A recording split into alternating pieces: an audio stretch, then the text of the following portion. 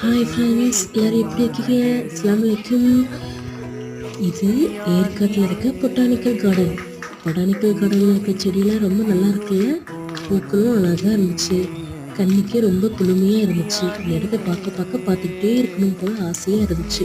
இந்த இடத்த விட்டு வர்றதுக்கு மனசே இல்லை ஃப்ரெண்ட்ஸ். நீங்களும் போனீங்கன்னா ட்ரை பண்ணி பாருங்க. சப்ஸ்கிரைப் பண்ணுங்கள், இந்த வீடியோவை லைக் பண்ணுங்கள், ஷேர் பண்ணுங்கள். Thank you friends.